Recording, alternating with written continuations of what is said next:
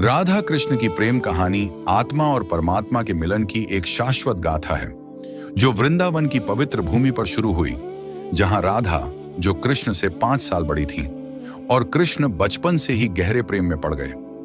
ये प्रेम सांसारिक सीमाओं से परे था, जिसमें राधा का निस्वार्थ समर्पण और कृष्ण का दिव्य प्रेम झलकता है।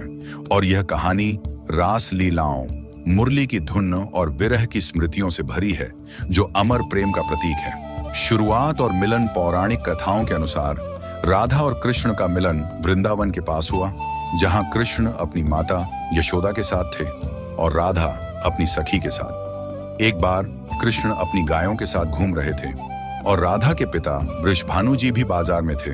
तभी उनकी मुलाकात हुई और दोनों के बीच गहरा प्रेम पनप गया, जिसे ब्रह्मा जी ने गंधर्व विवाह के रूप में संपन्न कराया। उनका प्रेम केवल बच्चों का खेल नहीं, बल्कि आत्मा राधा और परमात्मा कृष्ण के मिलन का प्रतीक था। राधा का प्रेम निस्वार्थ था।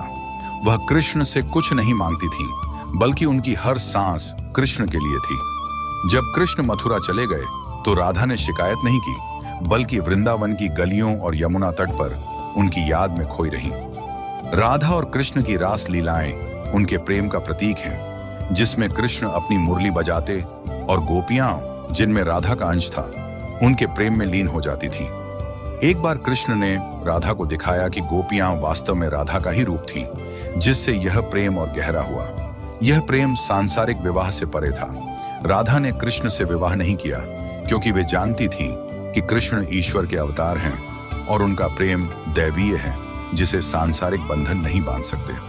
उनकी यह कहानी आज भी प्रेम, समर्पण और परमात्मा से जुड़ने की प्रेरणा देती है, जो हर युग में प्रासंगिक है।